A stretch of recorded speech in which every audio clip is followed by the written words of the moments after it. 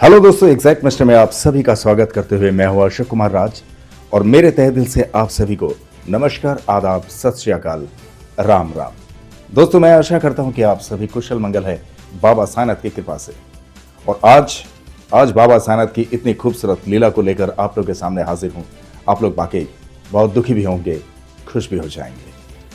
आज बाबा साईनाथ की लीला को शुरू करने से पहले आप सबको फिर से एक बार कह दूं कि आप लोग जो भी सच्चे साईं भक्त पहली बार इस चैनल पर आए हैं, आप लोग चैनल को एक लाइक करके और सब्सक्राइब जरूर कर दीजिए। तो चलिए आज मैं शुरू करता हूं बाबा साईनाथ की लीला। इतनी खूबसूरत लीला है, जिस लीला का एक्सप्लेनेशन जिन्होंने दिए वो है हमारे साईं परिवार का भाई, जिसका नाम है सत्येंद्र तामाड़, और वो है नेपाल के जाजरकोट से। तो चलिए अब आप लोग को विस्तार से बताता हूं कि इनके साथ में क्या हुआ। ये जब 20-21 साल के थे तब इनकी शादी हो चुकी थी, लेकिन 20 साल तक इन्हें कोई संतान नहीं था। इनका एक बड़ा भाई था जिनका नाम था वीरेंद्र, और वीरेंद्र सत्येंद्र ये दोनों भाई हैं। उनका जो बड़ा भाई वीरेंद्र का एक बेटा था। शुरुआत यहां से होती है कि वीरेंद्र एक निजी स्कूल के शिक्षक थे, और निजी स्कूल के शिक्षक होने के नाते उनका वहां से कुछ पैसा उगसा आ जाता था अच्छे से, क्योंकि एक सैलरी तो मिलती है। और सत्येंद्र अपना खेती बाड़ी संभालने के लिए वो व्यस्त रहता था, क्योंकि ये लोग किसान परिवार से हैं। इन लोग के माता पिता काफी दिन पहले ही हमारे बीच में से अलविदा कह दिए। बाबा साईनाथ उनके आत्मा को शांति दे।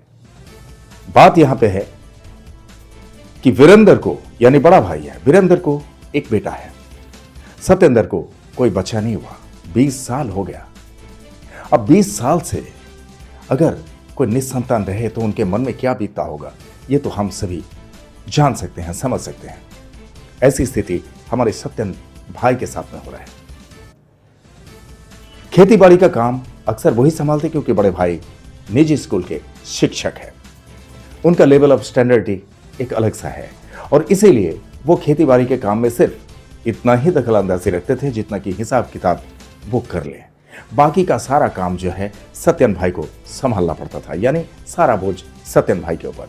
हालांकि सत्येंद्र भाई खुद भी उस खेती में काम किया करते थे, किसानों के साथ, यानी मजदूरों के साथ में, और वो सारा कुछ देखभाल भी किया करते थे, लेकिन बड़ा भाई सिर्फ हिसाब किताब। और ऐसे ही उन लोग का दिनचर्या चलते जा रहा था। अब एक बार ऐसा हुआ कि खेती का टाइम चल रहा है, लेकिन सत्येंद्र भाई ने सारा कुछ काम का बंदोबस्त करके रखे हैं, और जितने भी मजदूर वहां पे काम करते हैं, सारे मजदूरों को उन्होंने अच्छी तरह से व्यवस्थित समझा दिया, सब कुछ कर दिया कि उन लोग काम कर लेंगे। इन्होंने किसी से सुना है कि बाबा साईनाथ के दरबार में, शिरडी में जाकर अगर हम अपने मन से अर्जी लगाएं तो बाबा उस बात को सुनते हैं, और उनका जो ये निसंतान जीवन है तो बाबा चाहे तो उनकी झोली भर देंगे, उनके घर में नई किलकारियां खिला देंगे। इतना उनको विश्वास हो गया बाबा का नाम सुनने के बाद। अब उनके मन में यह ख्याल आया कि मैं भी शिरडी जाऊंगा। अब शिरडी जाने के लिए जस्ट वो तैयारी कर ही रहे थे। उनकी मिसेस से वो बात कर चुके हैं। अब मिसेस और सत्येंद्र भाई दोनों मिलकर बिल्कुल फैसला कर चुके हैं कि उन लोग शिरडी जाएंगे, बाबा का दर्शन करेंगे और बाबा से अर्जी देंगे कि बाबा हमें एक संतान दिला दो। तो ये उन लोगों ने ख्याल मन में लाया, और उन लोगों ने सारा कुछ बंदोबस्त करने से पहले उनके बड़े भाई से कहा कि भैया हम लोग इतने तारीख को शिरडी के लिए रवाना हो रहे हैं। तो उनके बड़े भाई ने पूछा, शिरडी क्यों? शिरडी क्या करना है वहां पे जाके? तब इन्होंने कहा कि वहां पे साईं बाबा है, और साईं बाबा के दरबार में जाकर मुझे मिलना है मेरी अर्धांगिनी को लेकर। क्योंकि भैया आपको तो पता है 20 साल कम से कम हो गया हमें शादी करते हुए, लेकिन आज तक मुझे संतान की प्राप्ति नहीं हुई। तो इसीलिए किसी से मैंने सुना है बाबा साईनाथ के बारे में, और इसीलिए साईनाथ के दरबार में हम जाएंगे अर्जी देने के लिए। बाबा साईनाथ सबकी बातें सुनते हैं, सबकी झोली भर देते हैं। तब वीरेंद्र भाई ने यह कहा कि तुम कहीं नहीं जाओगे, अभी हर एक किसान व्यस्त है अपने अपने खेती बाड़ी को लेकर और तुम यहां से जाओगे घूमने के लिए। ऐसा नहीं, कैंसिल कर दो, कोई जरूरत नहीं है। काम सबसे पहले, घर का काम क्या करो और काम पे मन लगाओ, सब कुछ ठीक होगा। भगवान चाहेंगे तो तुम्हें निस्संतान से संतान की प्राप्ति करवा देंगे, और अगर भगवान नहीं चाहेंगे तो तुम कहीं पे भी माथा टेको, कुछ नहीं हो सकता है। अब तो ये सत्येंद्र भाई बहुत परेशान हो गए, इनकी अर्धांगिनी भी बहुत परेशान हो गई। हालांकि सत्यन भाई जो है ज्यादा पढ़े लिखे नहीं थे और इनके बड़े भाई बहुत पढ़े लिखे थे, बहुत चालाक चतुर थे। वो एक मजदूर की तरह अपने भाई का प्रयोग क्या करते थे हमेशा के लिए, यानी सत्यन भाई को हमेशा वो प्रयोग में लेकर काम क्या करते थे, क्योंकि खुद को खेती का काम तो आता नहीं था। वो मम्मी पापा रहते हुए बहुत अच्छी तरीके से पढ़ाई लिखाई किए, और पढ़ाई लिखाई करने के बाद भले ही उन्हें कोई सरकारी नौकरी ना मिले हो, लेकिन वो एक निजी स्कूल के टीचर तो थे। और यही एक वसीला है, यही एक बहाना है कि उन्हें खेती का काम करने की कोई ज़रूरत ना पड़े, और ना ही उसे उनका भाई कुछ कह सके कि भाई खेती का काम ज़रा कर लो। क्यों? क्योंकि उनका टाइमिंग अलग है। पहले बताया ना आप लोगों को, लेवल ऑफ स्टैंडर्डिटी उनके बड़े भाई का एक अलग सा ही है, जो वीरेंद्र है। अब वीरेंद्र भाई जो है, वीरेंद्र भाई अपने स्कूल में आना जाना और स्कूल से घर पे आना, बस यही उनका काम है। बाकी एक स्टैंडर्डिटी ऑफ लाइफ वो बिता रहे हैं। सत्यन भाई जो है बीच में पीछे जा रहे हैं। एक तो निस्संतान है, वो टेंशन, घर का पूरा जो खेती का काम है, उनके घर के खेती का, वो सारा कुछ सत्यन भाई को संभालना पड़ता है। यहां तक कि इनकी जो मिसेस है, यानी उनके बड़े भाई वीरेंद्र की जो मिसेस है, वो तो हमारे सत्यन भाई के अर्धांगिनी से इस तरह से घर का काम काज करवाते जैसे कि वो कोई घर की बहू नहीं, उस घर की वो एक नौकरानी है। इस तरह से चल रहा था। अब जो है, अब यहां पे उन्होंने देखा कि भाई मेरा भाई तो अभी उड़ान भरने लगे। किसी से बातचीत हुई, किसी से अगर उनको सुनाई दी कि भाई शिरडी में जाएंगे, साईं बाबा का दर्शन करेंगे और वहां पे जाने के बाद हमें संतान की प्राप्ति होगी, तो ये उड़ान भरने लगे। अब इनको इस तरह से तो कब्जे में रखना बड़ी मुश्किल है, इनको कुछ अलग से ही बंदोबस्त करना पड़ेगा। तो ये चक्र भी जो बाद में हमारे सत्यन भाई को मालूम पड़ा, वो कैसे, आप लोग सुनते चाहिए गौर से। एक दिन उनके बेटे का बर्थडे, और उस बर्थडे के लिए उनके बेटे को एक चमकता हुआ बाइक उन्होंने गिफ्ट किया, और हमारे सत्यन भाई के लिए कुछ भी नहीं। यानी सत्यन भाई कहीं जाएंगे, बाबा का दर्शन करने जाएंगे शिरडी में, खर्चा होगा, काम काज रुक जाएगा, ना जाने मजदूर लोग खेती का काम कैसे संभालेंगे, कुछ भी उनको पता नहीं। ये सारा कुछ वीरेंद्र भाई का टेंशन है। यानी वीरेंद्र भाई अकेले पड़ जाएंगे, वो तो खेती में जाएंगे भी नहीं, मजदूरों से बातचीत करेंगे नहीं, टीचर है भाई, कैसे करेंगे। लेकिन सत्यन भाई ने अपने मन में ठान के रखा कि जैसे ही मुझे फुर्सत मिलेगी मैं जाऊंगा तो जाऊंगा शिरडी साईं धाम में, और बाबा साईनाथ के चरण में अर्जी जरूर लगाऊंगा, ओम साईं राम।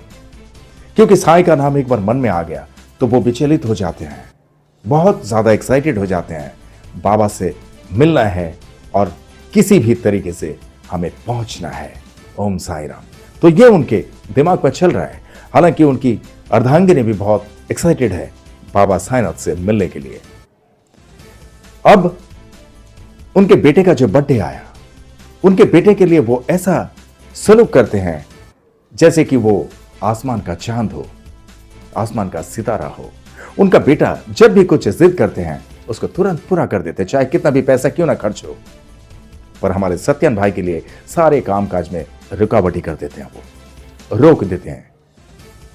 अब क्या है कि उनके बेटे का जो बर्थडे था ना, उनका बेटे का जब बर्थडे आया, उस बर्थडे के रात को उन्होंने बहुत बड़ा एक प्लानिंग करके रखे थे, और उस प्लानिंग के मुताबिक सिर्फ उन्हीं को पता था, उनके घर वाले को पता था। लेकिन हमारे सत्यन भाई ये कम पढ़े लिखे हैं बेचारे, और इनके अर्धांगिनी भी वैसे ही हैं, और इनकी अर्धांगिनी और इनको कुछ भी खबर नहीं है, क्योंकि उन लोग मियाँ बीबी और बच्चे में क्या बात करते हैं क्या नहीं, इन्हें कुछ भी पता नहीं। अब क्या हुआ, अब उस रात को जो है उन लोग बर्थडे का केक वगैरह काटने के बाद अब इनको बोले, सत्यन चल भाई आज थोड़ा एंजॉय करते हैं। और एंजॉय करने के नाम से अब सत्यन भाई भी खुश हो गया। अरे बड़े भाई बड़े खुशमिजाज लग रहे हैं, आज हमारे भतीजे का बर्थडे है, तो चलो ठीक है। उनके अर्धांगिनी से बोला, आज बड़े भाई मुझे बोल रहे हैं थोड़ा एंजॉय करने के लिए बड़े भाई के साथ में, तो बड़ी खुशी की बात है, आज भैया के साथ थोड़ा एंजॉय कर लेता हूँ, क्या बोलते हो आप? तो उनके अर्धांगिनी ने बोले, आपके तो बड़े भाई हैं। बिल्कुल, बड़े भाई ने जब खुद बोले तो कोई बात नहीं, आपके भतीजे का बर्थडे है। अब क्या हुआ, इन्हें कुछ भी पता नहीं कि वो प्लानिंग क्या है, जो प्लानिंग वीरेंद्र भाई ने करके रखे हैं। अब बर्थडे पार्टी सेलिब्रेट करने बैठ गए लोग, शुरू किए, पीते गए, बहुत जबरदस्त पी लिए। अब सत्यन भाई को उनका बड़ा भाई बोल रहा है, भाई और पीने का दिल कर रहा है क्या? थोड़ा सा है, अगर पिएगा तो। वो बोला, बड़े भाई आप भी अगर थोड़ा सा लोगे तो फिर मुझे डाल दो थोड़ा सा। अब वो बॉटल खाली होने वाला था, यानी इतना पी चुके हैं उन लोग, और वो बॉटल जो है पूरा के पूरा उन लोग खाली कर दिए, बस पीते गए। बाद में उनसे कहा, सुनिए कि किस तरह का दिमाग इंसान प्रयोग करते कभी कभी।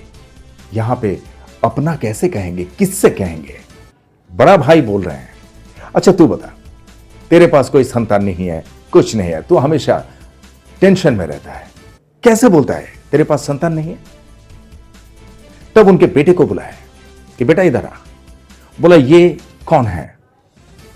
बोला कि भतीजा है। बोले ठीक है, भतीजा है ना, अब ये बता, ये मेरा बेटा है, तू इसका चाचा लगता है, तो तेरा भी तो बेटा बराबर है ना, बेटा ही है ना। अगर आज मुझे कुछ हो गया तो इसे कौन संभालेगा, कौन देखभाल करेगा? तू ही करेगा ना। बोला हाँ बिल्कुल। अब सत्यन भाई बिल्कुल बहक गए हैं बातों में। बोला, तो तू बोल, इसको बेटा मानता है कि नहीं? बोले हाँ।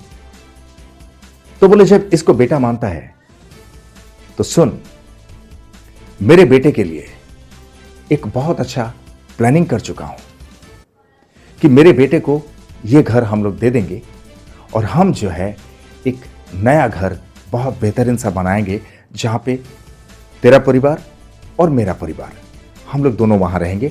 बेटे की शादी करवा के ये घर हम बेटे को छोड़ देंगे।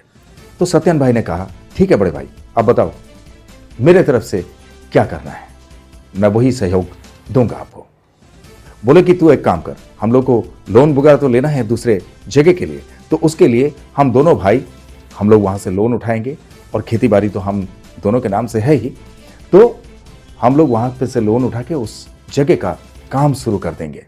एक जगह देखा मैंने, तो तू इसमें साइन कर दे, तो फिर कल या परसों से मैं काम शुरू कर देता हूं।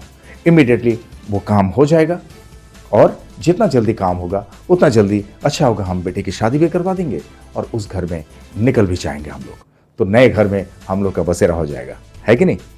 तब सत्यन भाई ने बोला, बहुत अच्छा लगा भैया, ये दिमाग तो बहुत अच्छा, ठीक है कोई बात नहीं, तो अब क्या करना है? तो उन्होंने, वीरेंद्र भाई ने अपने बेटे से एक कागज मंगवाए, और उस कागज में उनको सिग्नेचर करवा लिए। ओम साई राम। सिग्नेचर इन्होंने सत्यन भाई ने कर दिया। क्यों? बड़ा भाई है, बड़ा भाई कभी छोटे भाई का कोई नुकसान चाहता है क्या, या चाह सकता है? यही तो विश्वास है, जिसे अंधविश्वास कहते हैं। लेकिन हां, यहां पे एक बात जरूर है कि हर भाई ऐसे नहीं होते हैं, लेकिन ज्यादातर भाई इसी तरह के होते हैं। इससे पहले भी कई सारे वीडियोस आप लोगों ने देखे हैं एग्जैक्टनिस्ट में, जो कि मुझे तो पता है। आप लोग चाहेंगे स्क्रॉल डाउन स्क्रॉल अप करेंगे, आपको मिल जाएगा। अभी कुछ दिन पहले कोल्हापुर का एक वीडियो आप लोगों के सामने लाया था मैं, इसी तरह की घटनाएं थी उसमें। अब क्या हुआ, सत्यन भाई ने बड़े प्यार से प्रेम पूर्वक सिग्नेचर कर दिए पेपर में, और पेपर में जब सिग्नेचर कर दिए तो पेपर में सिग्नेचर करने के बाद बड़े खुश हो गए उनके बड़े भाई।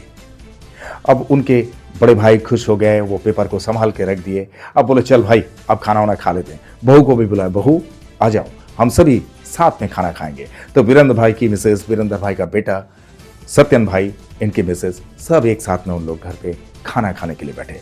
मेहमान जितने भी आए थे उन लोग सब अपने अपने घर पे निकल गए तब तक। अब इन लोग खाना वाना खा के सब अपने अपने रूम पे चले गए, सोने के बंदोबस्त किए, सो गए। लेकिन जब सुबह हुई, सुबह होने के बाद वीरेंद्र भाई अचानक से सत्यन भाई से कहने लगे, सत्यन इधर आओ। तुम्हारी बीबी को भी लेके आओ। बोले कि तुम्हारे वो रूम के अंदर जितना भी तुम्हारा सामान है सब निकालो एक एक करके। सत्यन भाई तो परेशान, उनको नशा अभी तक छूटा भी नहीं था ठीक से। वो बोले भैया क्यों, क्या हुआ? आपने तो बोले नए जगह पे घर बनवाने वाले हैं। बोला नहीं नहीं नहीं नहीं, बात वो नहीं, आज से हमारे किसी भी जमीन पे या घर पे तुम्हारा कोई हक नहीं रहा। ओम साई राम। बस तुम अपना सामान लो, पेटी बिस्तर लो और बीबी को लेके यहां से निकलो, और तुरंत, ज्यादा टाइम नहीं लगाना। अब ये सुनने के बाद सत्यन भाई के पैरों के नीचे से जमीन खिसक गई। उनकी बीवी परेशान है, ये क्या सुन रहे हैं हम? कल रात को पार्टी हुई, इतने अच्छे से बातचीत हुई और इतने अच्छे से खाना वाना हम लोग खाएं, सुबह सुबह क्या हो गया बड़े भाई को? उन्होंने कहा बड़े भाई ऐसा, तुम चुप रहो। वीरेंद्र भाई ऐसे सत्यन भाई के अर्धांगिनी को चुप करवा रहे हैं, जैसे कि वो इस घर की कोई है ही नहीं। सत्यन भाई परेशान हो गए।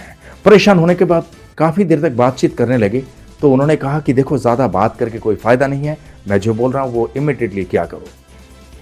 आज से तुम्हारा कोई हक इस घर के ना तो जमीन पे है ना घर पे है, सुन लो, क्योंकि तुमने खुद ब खुद साइन करवा दिया। और उनके बेटे को बोला बेटा वो पेपर दिखा दो जरा चाचा को। वो पेपर दिखा दिया। अब उनको याद आया कि हां मैंने तो साइन किया था। उनकी अर्धांगिनी वो कह रहे हैं कि आप ही ने तो साइन किए थे। अब उन लोग परेशान हो गए, क्या करेंगे क्या नहीं, कुछ समझ में नहीं आ रहा है। अब उनके अर्धांगिनी ने कहा ठीक है, अगर बड़े भाई ने इस तरह का सलूक हमारे साथ कर डाले हैं तो कोई बात नहीं, हम निसंतान हैं, संतान के लिए कोई फिक्र नहीं है इस वक्त, हम दोनों हैं, हम दोनों की जिंदगी कैसे भी हम बिता लेंगे। अब क्या है कि सत्यन भाई और उनकी मिसेस किसी भी तरह से वहां से सामान वगैरह निकाले। सामान वगैरह निकालने के बाद घर के बाहर लेकर जाना पड़ा उन्हें। बाकी का जो भी सामान था उनसे कहा कि भाई बस मैं तो निकल रहा हूं, मुझे तो निकाल दिया आपने, बाकी का जो सामान है वो क्या करना है क्या नहीं वो आप जानो, आपका काम जाने, बस मुझे जितने सामान की जरूरत थी वो सामान मैं साथ में ले लिया, ताकि हम कहीं भी रहें वहां हमें जरूरत में लगे। जैसे कि चादर वगैरह, कुछ बर्तन वगैरह, ये सब उन्होंने पैक करके ले लिए। बड़े दुखी हो गए सत्यन भाई, चलने लगे वहां पे से। चलते चलते उन लोगों को दिमाग में असर हुआ कि एक उनका दोस्त, बचपन का दोस्त जो काठमांडू में रहते हैं, काठमांडू में कुछ काम धाम करके वो वहां पे गुजारा करते हैं, और उनकी मिसेस, उनके बच्चे भी वहीं पर है। इनके ध्यान में जब आया तो उनका घर यहां पे से काफी दूर था, तो सत्यन भाई ने उनकी मिसेस से कहा कि चलो हम सबसे पहले हमारे दोस्त के घर में जाते हैं, सारा वाकया उनके घर वालों से कहते हैं, उसके बाद उन लोग हमें ठिकाना देंगे, उस ठिकाने के हिसाब से हम उस दोस्त के पास जाएंगे, मुझे यकीन है कि वो दोस्त हमें जरूर मदद करेंगे। अब ऐसा ही हुआ कि वो उन लोग के घर पे पहुंचे। उन लोग के घर पे पहुंचने के बाद उनकी मम्मी पापा बहुत ताज्जुब हो गया उन्हें देख के, अचानक से तुम लोग यहां, अब बचपन से आना जाना था, लेकिन इस वक्त उनके अर्धांगिनी के साथ देख के और उन लोग का शक्ल देखकर उन्हें कुछ शक हुआ। तो जब पूछे, इन्होंने अपने घर की आप बीती पूरी तरह से बता दिए, और वो सुनने के बाद उनके दोस्त की मां तो रो पड़ी। बोले क्या बात कर रहे हो बेटा, तुम लोगों में इतना अच्छा मेल मिलाप था, सब कुछ था, तुम्हारे बड़े भाई ने इतना क्रूरता किया तुम्हारे साथ। ठीक है तुम लोग टेंशन मत लो, कोई बात नहीं, हमारे यहाँ पे आए हो ना, 1-2 दिन आराम करो फुर्सत से, उसके बाद तुम चले जाना तुम्हारे दोस्त के पास, तुम्हारा दोस्त कहीं ना कहीं तुम्हें काम पे लगा देंगे। अब क्या हुआ कि उनके घर में वो 2 दिन रुके। उनके मम्मी पापा बिल्कुल बेटे का दोस्त है, बेटा जैसा उनका देखभाल किया कि बेटा बहू हमारे घर में आए हैं, बहुत प्यार से प्रेम पूर्वक उन लोगों को खाना खिलाए, उन्हें तसल्ली दिए कि किसी तरह से चिंता मत करो, जिसका कोई नहीं है उसका भगवान होता है। अब ये जो है मन में ठान के रखे कि हमें संतान प्राप्ति के लिए साईं धाम जाना ही है। बस वो दिमाग में चल रहा है, लेकिन स्थिति ऐसी हो गई, अब जाए भी तो कैसे जाए। उन्हें सबसे पहले कोई काम का बंदोबस्त करना पड़ेगा, रहने का ठिकाना करना पड़ेगा, उसके बाद ही वो वहां से पैसा वगैरह इकट्ठा करके वो लोग हस्बैंड वाइफ जा सकते हैं बाबा के दर्शन में। अब तीसरा दिन उनके दोस्त के घर में रहने के बाद उनके मम्मी पापा ने बड़े अच्छे तरीके से उन्हें समझा दिया कि ये ठिकाने पे हमारा बेटा रहता है, हमारी बहू, हमारे पोते वहीं रहते हैं, तो तुम जाओ। और उन्हें उनके पिताजी ने एक चिट्ठी भी लिख कर दिए कि तुम अपने भाई जैसे इनके साथ में व्यवहार करना, तुम सोच लेना कि तुम्हारा भाई आया है और इनके लिए किसी भी तरह से कोई भी तकलीफ हो, थोड़ा सा तकलीफ सह के इनको किसी ना किसी काम पे जरूर लगा देना। ओम साई राम। अब साई इन लोग के मन में बसे हुए हैं, साई से मिलना है। किसी ने उन्हें जुदा कर दिया साई से मिलना चाहते हुए भी इन्हें मिलने नहीं दिया। ये बहुत बड़ी सोचने वाली बात है, लेकिन इन लोग इंटेंशन छोड़ा नहीं कि हमें शिरडी पहुंचना ही है, हमें संतान की प्राप्ति होनी ही है और बाबा कृपा करेंगे, बाबा के दरबार से हम खाली हाथ नहीं लौटेंगे। ये विश्वास उन पर जागृत हो चुका है। अब वहां से उनके दोस्त के घर से निकल के उन लोग अब रवाना हो रहे हैं फाइनली काठमांडू के लिए। अब काठमांडू में जब पहुंचे तो उनका दोस्त बेहद खुश हो गए कि भाई मेरे बहुत दिन के बाद मुलाकात हो रही है, कैसा चल रहा है बता। तो सारा कुछ वाकया उनके दोस्त से कहा उन्होंने, और उनके दोस्त से कहने के बाद उनके पापा का लिखा हुआ वो चिट्ठी उनके हाथ में थमा दिए। और जब चिट्ठी पढ़े तो चिट्ठी पढ़ने के बाद वो पूछने लगे क्या हुआ तेरे साथ। तो सब कुछ वाकया डिटेल्स में जब बताए तो उनका दोस्त भी उनको सीने से लगा के रोने लगे। बोला तू बिल्कुल फिक्र मत कर, तू सोच ले कि तू यहां किसी दोस्त के पास नहीं, तू तेरे भाई के पास आया, फिक्र मत कर। जब तक तुझे काम नहीं मिलेगा, जैसा मेरा बनता है, जैसा मेरा रहन सहन है, तू ऐसे ही रहना, ऐसे ही खाना पीना खाते रहना, बस कोई चिंता मत करना, मैं तेरे काम के लिए बहुत जल्द बंदोबस्त करता हूं। और ऐसा कहने के बाद उनके दोस्त ने बहुत बार सोचा कि मेरे दोस्त को कहां पे काम पे लगाऊं, बेचारा कहीं भी काम पे लगेगा तो नौकर की तरह काम करना पड़ेगा। अब उन्होंने ठान लिया कि इसे ऐसा कुछ कर दूं बंदोबस्त जो पैसा भी ज्यादा ना लगे और अपना निजी काम भी बन जाए। तब उनका दोस्त 2-3 दिन में वो काम तो देख ही रहे थे, अचानक से आके एक दिन जब काम पे से आए, काम पे से आने के बाद घर में फ्रेश हुए, फ्रेश होने के बाद उन लोग दोनों दोस्त मिलकर बैठे। तब उनके दोस्त ने उन्हें समझाया सुन, तुझे कहीं पे भी अगर काम पे लगाऊंगा तो वो नौकर की तरह काम करना पड़ेगा, तुझे तो पता है भाई। इससे बेहतर ये है मैं तेरे लिए जो सोच रहा हूं, तू एक चाय की दुकान डाल ले, और चाय की दुकान डालने के लिए जितने भी पैसे की जरूरत होगी वो मैं दूंगा, तू कोई टेंशन मत ले, तुझे मैं चाय की दुकान डाल के देता हूं, तू चला, भाभी घर पे रहेंगे, कभी कभी अगर तू चाहे तो भाभी को भी तेरे सहयोग में ले सकता है, लेकिन आज ये शुरुआत है पर कल जाके बहुत फायदेमंद रहेगा। चाय की दुकान अगर डालेगा वो तेरी निजी हो जाएगी और मैं तेरे बैकअप में हूं, तुझे किसी तरह से सोचने की जरूरत नहीं है। जब तेरे पास पैसा आएगा धीरे धीरे सारा कुछ बंदोबस्त मैं यहाँ पे कर दूंगा कि कहाँ पे रहना है, कैसे रहना है, कितना भाड़ा चाहिए, कैसा घर लेना है और दुकानदारी कैसे आगे बढ़ाना है, उसके लिए मैं तेरे साथ में हूं। तू हमेशा ये सोच लेना कि तेरा एक दोस्त नहीं, तेरा एक भाई है। बोलो मेरे साथ ओम साई राम। साईं जब काम शुरू करते हैं तो किस तरह से अपना कांटा घुमाते हैं वो सिर्फ उस भक्त को पता होता है जिस भक्त के साथ में ये सब गुजरा हुआ हो। ओम साई राम। अब क्या है कि उनको एक बहुत खूबसूरत सा चाय की दुकान, भले ही छोटा सा है लेकिन चाय की दुकान डाल के दिए। वो चाय की दुकान उन्होंने शुरू कर दी और शुरू करने के बाद जैसे ही 2-4 महीना हो गया, 2-4 महीना होने के बाद उनके दोस्त को बोले कि भाई चाय की दुकान को मैं ताला लगाकर जा रहा हूं शिरडी बाबा साईनाथ का दर्शन करने के लिए, और बाबा साईनाथ का दर्शन करके आने के बाद फिर से मैं चालू करूंगा, कंटिन्यूअसली चलता रहेगा। अब वो पैसा वैसा इकट्ठा करके टिकट वगैरह लिए, टिकट वगैरह लेकर ट्रेन में बैठे उनकी अर्धांगिनी को लेकर और निकले शिरडी के लिए। बाबा साईनाथ का दर्शन करना है, इंटेंशन उन्हें काफी दिन से है, काफी दिन से उनका इंटेंशन यही बना हुआ था कि हम निसंतान हैं, हम शिरडी में जाएंगे, बाबा का दर्शन करेंगे और देखते हैं बाबा सुनते कि नहीं, क्योंकि जो लोग बोलते हैं उन लोगों के साथ बाबा ने जरूर कुछ करिश्माई किए होंगे, तभी उन लोगों की जुबान से निकलते हैं, वरना अच्छाई के सिवा किसी के जुबान से गलत कभी निकलता नहीं है। ओम साई राम। यही विश्वास उन्हें आज शिरडी लेकर जा रहे हैं। पहुंच गए वो शिरडी में, और शिरडी में पहुंचने के बाद बाबा का दर्शन जब किए, बाबा का दर्शन करने के बाद उन्होंने सारा कुछ बताया कि बाबा तुम्हारे दर्शन में आते आते हमें रोक दिया गया, और रोकने के बाद हमारे साथ इस तरह का जो है एक घिनौना खेल खेलना था, ये मुझे कतई पता नहीं था। बस अब आप संभालोगे, मेरी झोली कैसे भरोगे और मेरे घर में नई किलकारियां कैसे खिलाओगे, ये सब कुछ तुम्हारे ऊपर, तुम्हारे बारे में जब से सुना तब से मैं मन में बिठा लिया कि तुम्हारे दरबार में आना है, और आज मुझे आखिर तुमने वो मौका दिया कि मैं तुम्हारे सामने हाजिर हूं और तुमसे सब कुछ कह पा रहा हूं।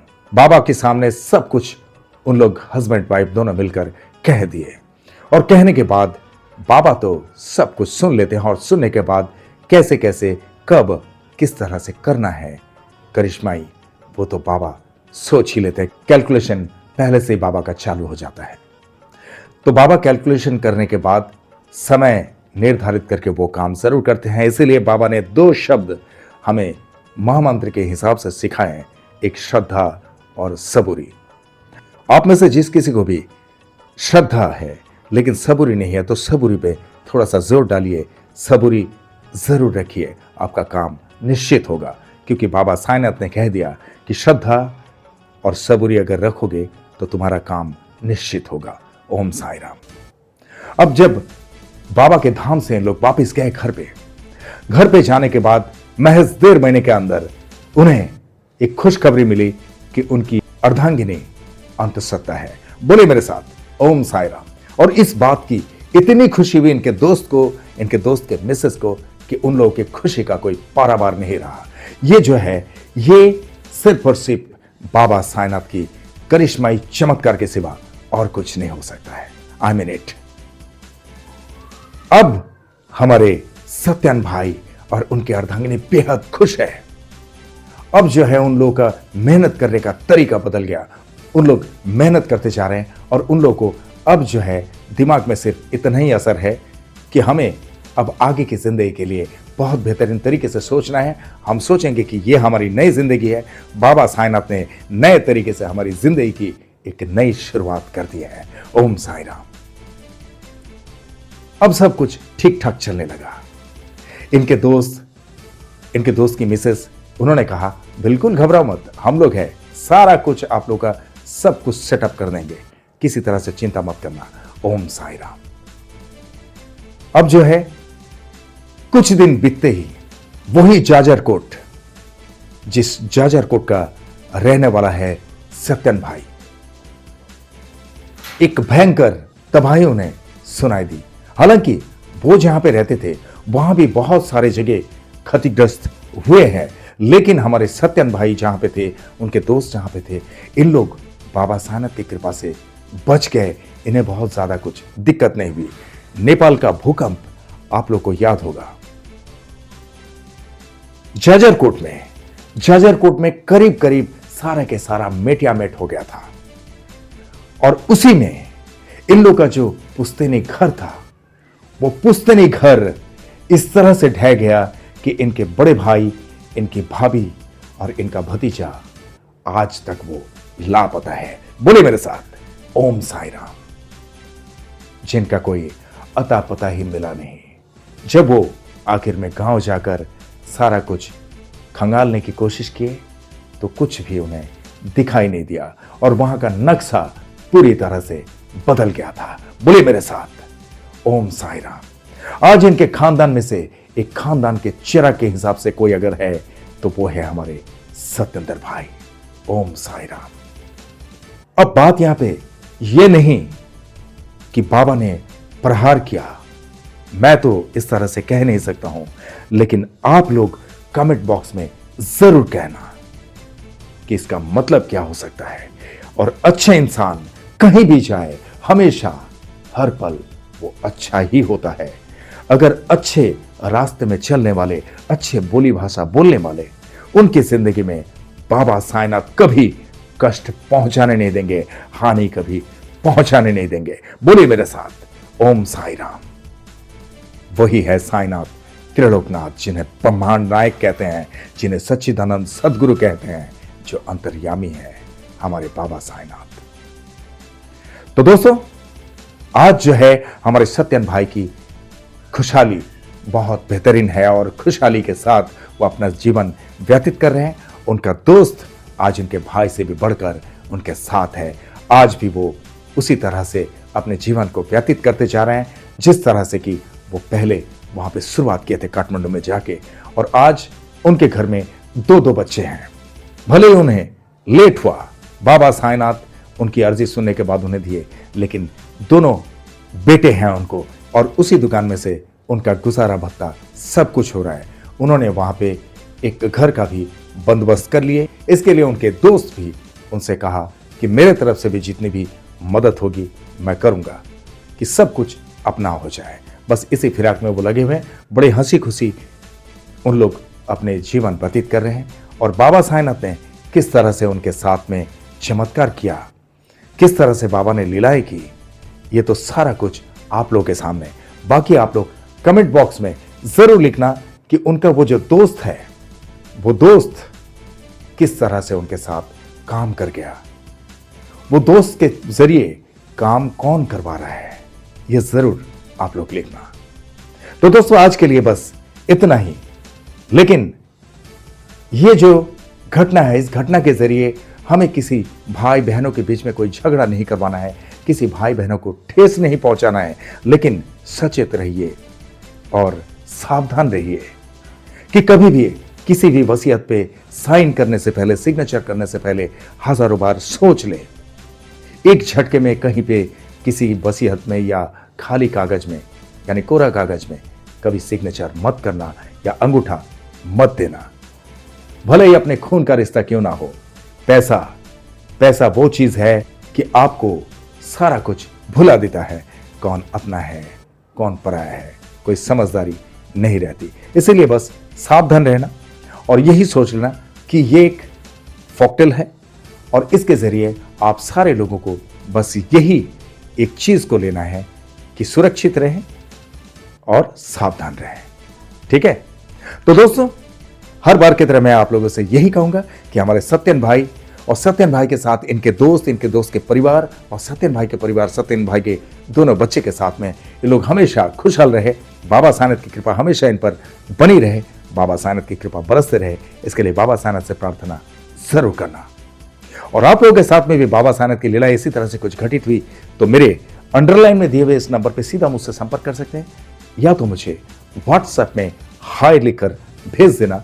मैं अपने फुर्सत के हिसाब से आपसे संपर्क कर लूंगा और आपके साथ घटित लीलाओं का वीडियो बनाकर इसी तरह से एग्जैक्ट मिस्ट्री पर लेके आऊंगा। I promise it. और आप लोग जो भी इस चैनल में नए हैं, आप लोग इस चैनल को लाइक करें, शेयर करें, सब्सक्राइब करें एंड बेल आइकन को जरूर दबा दें ताकि एग्जैक्ट मिस्ट्री चैनल के हर एक वीडियो का नोटिफिकेशन आप लोगों तक सबसे पहले पहुंचे। और हां, ज्वाइन बटन या थैंक्स बटन दबाना ना भूलें। अगर आप परमानेंटली मुझे प्यार करते हुए मेरे इस चैनल से जुड़ रहे हैं तो ज्वाइन बटन को जरूर दबा देना, अदरवाइज थैंक्स बटन को जरूर दबा देना। ओके? और जिस तरह से आप लोग मुझे प्यार देते आए हैं, जिस तरह से आप लोग मुझे प्यार करते आए हैं, इसी तरह से हमेशा आप लोग के प्यार की जरूरत है। आप लोग का प्यार हमेशा मेरे सर आंखों पे है। आप लोग का प्यार मेरे लिए सिर्फ प्यार नहीं, आप लोग का प्यार ही मेरे लिए आशीर्वाद है। आप लोग का प्यार और साईं कृपा अगर मेरे साथ हो तो I can do a lot of things. इसलिए आप लोगों के दिल में एक छोटी सी जगह जरूर रखना जहां पर अशोक कुमार राज वो एग्जैक्ट मिस्ट्री हमेशा के लिए रह सके। करेक्ट? और चलते चलते मैं इतना ही कहूंगा दोस्तों, बहुत ख्याल रखिए अपना। जिस तरह से आप लोग बाबा साईनाथ पर भक्ति रखते हैं, इसी तरह से बाबा साईनाथ हमेशा आप सब पर अपनी कृपा दृष्टि रखे, हमेशा आप सब पर अपनी कृपा बरसाते रहे। ये मेरे तहे दिल से आप सबके लिए शुभकामनाएं। और जिस तरह से इत्मीनान से आप लोगों ने ये वीडियो देखे हैं, जिस तरह से अपना कीमती वक्त देकर ये वीडियो देखे हैं, इसके लिए आप सभी को मेरे तहे दिल से बहुत बहुत धन्यवाद के साथ ओम साई राम।